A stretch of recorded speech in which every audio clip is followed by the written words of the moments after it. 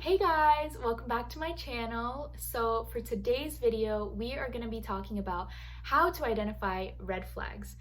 Before we get into the video, before we dive in, I just want to make a disclaimer. So these red flags are just a list that I've compiled based on my past experiences, and by no means am I condemning or like shaming anyone, because like honestly, people can change and people can do better, and like people can improve and grow.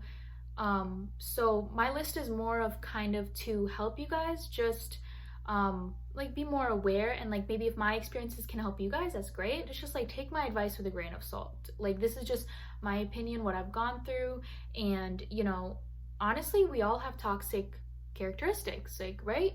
I have toxic characteristics, you have toxic characteristics, like everybody has toxic characteristics, and we're all working through it, we're all growing. So and I just want to mention, like, if you hear something on this list that maybe pertains to your partner, I'm not necessarily telling you that you should break up with them or you should just like cut them off, but what I am saying is like this is definitely helpful to like help you evaluate, maybe like if something is more serious than you thought it was, and maybe you can just kind of like take a step back and reevaluate your relationship. Maybe that's having a serious conversation with them.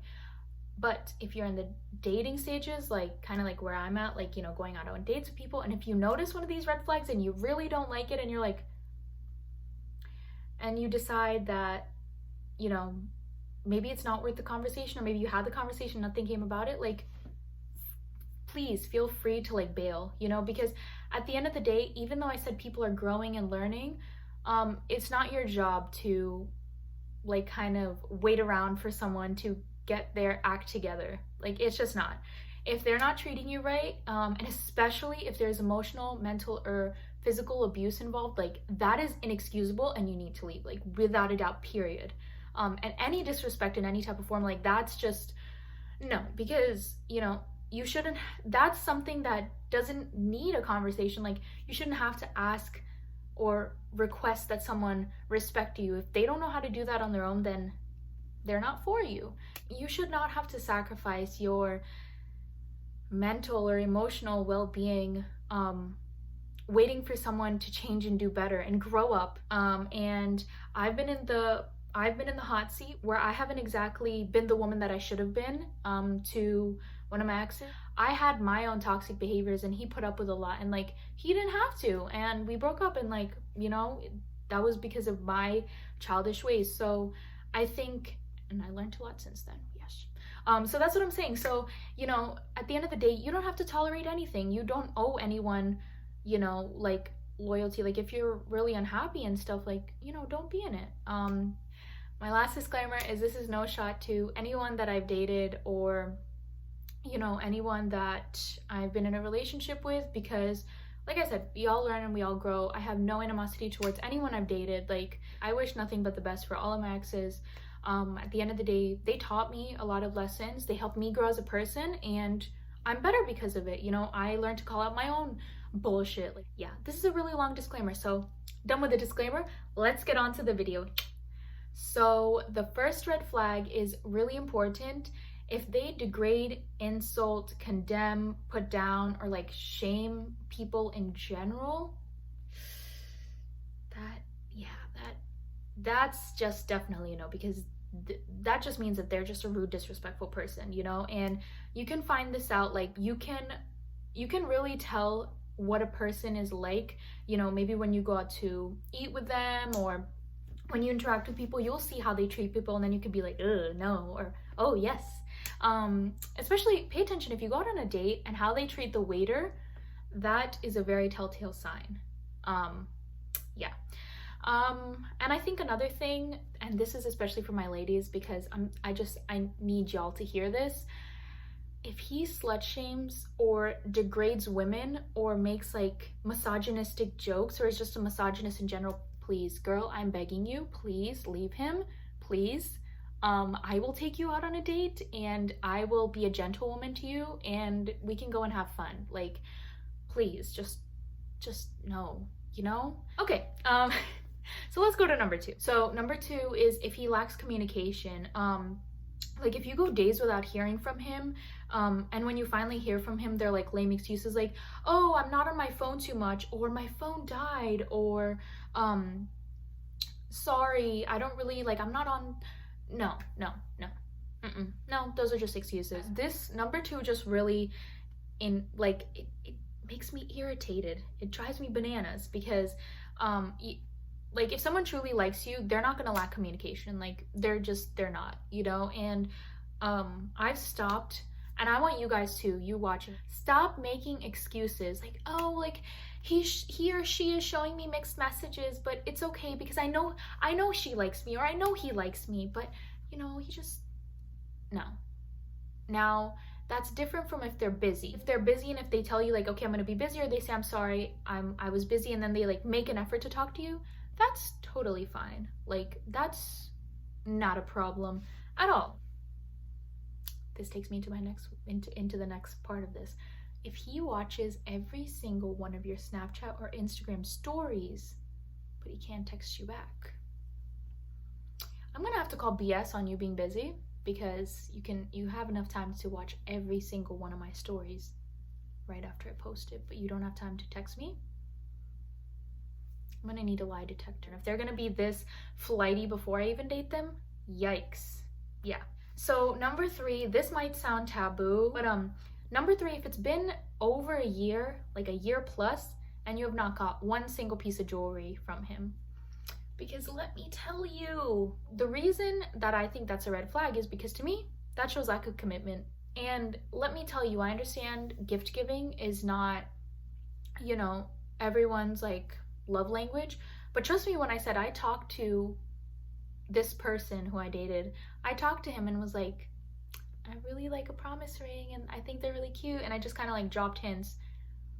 A year came and went, and then over a year came and went, and I saw nothing. So yeah, if he doesn't get you jewelry, he's not I'm sorry, girl, but in my eyes, he's not committed to you, because all my friends who are in a year plus relationship now have necklaces or some type of jewelry from their booze. So to me, it's like, you know, and I'm not saying anything super expensive, but literally all I wanted from this person was for him to get me a promise ring and this like what, $10 mood ring from Etsy, and he couldn't even get me that. So to me, it's not about the price tag. I'm not saying like your man should spend like thousands and thousands. No, but like a little something, a little type of jewelry.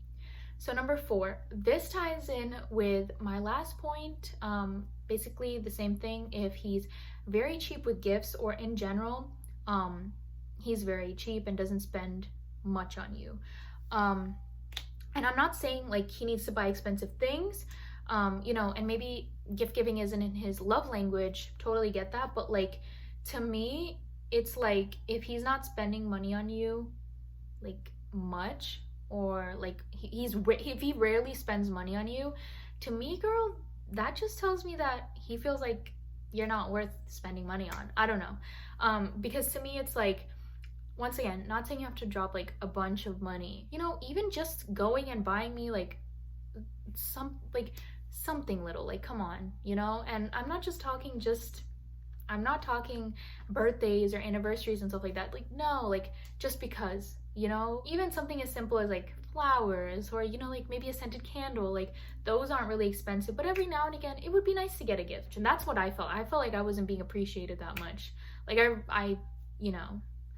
So number 5, if he or she is very possessive and very jealous, everything you do in this person's eyes will be wrong. Like, no matter what you do, they're going to get angry. If someone comments on your video or picture, they're gonna get upset. Like, everything under the sun is gonna trigger them, basically. So, you know, and it's just not worth it. Like, honestly, this is one of the things that I say, like, I think it's a deal breaker. You should walk away. This and the number 1 and number 5, I feel like are big deal breakers. But yeah, so this one I think is a huge deal breaker, because it's like, honestly, you lose every trace of your sanity trying to convince this little insecure person that you only have eyes for them. And like, it's not worth it. Like, You know, how long are you gonna be like, no, it's not like that, and like, no, because honestly, like, I've seen it play out in myself, and I've seen it play out in friends, like with their man and stuff, and I'm just like, ooh, yeah, just that's something that I just feel you should not compromise on, because it's like, you know, at that point they're just really insecure of themselves, and they need to fix that. So that's number 5. Number 6 is okay, so this one also drives me bananas, okay? Because sorry. Okay. This one also drives me bananas. Number 6 is if he's indecisive. One second he wants you, and the next he's breaking up with you. Girl, you are not a revolving door. Like, I'm sorry. I'm feeling some type of way with this one, as you can see. It's making me feel a little angry. My emotions are coming out now, and I'm trying to be cool. But yeah, so number 6 is just if he's really indecisive, like one second he wants you, the next he's breaking up with you. Like, girl, on and off relationships, at that point it should just be off. Like, you guys should just never get back together, because if he can't decide if he wants to be with you, girl, one second he wants to be with you and the next second he's breaking up with you, girl, I'm sorry, but like, don't put yourself through that. You know, there are so many people who would be lucky to have you, and like would treasure you, and they want to be with you, but you're wasting your time with this man who can't decide if he wants to be with you today or not. Like, no, they're always going to change their minds, and trust me, I have been in that position where one minute he wants to be with me and the next minute he's like, I don't want to be with you anymore. And I'm just like, you told me you wanted to be with me like 5 days ago. So what? It's not even been a week. So with that being said, indecision is just not cute. We don't like it. We have to unstand and go our separate ways. So guys and gals, if this person is indecisive and they don't know what they want, I'm sorry. You're gonna need to just let them do their own thing, and you move on with your life, because they don't know what the heck they want. It's just adding more confusion to your life. It's just making your heart break every time they break up with you and get back together. It's just too much stress. So do yourself a favor, leave them to their confusion, and you walk on like the bad woman or man you are. Do it. Like, don't settle for less.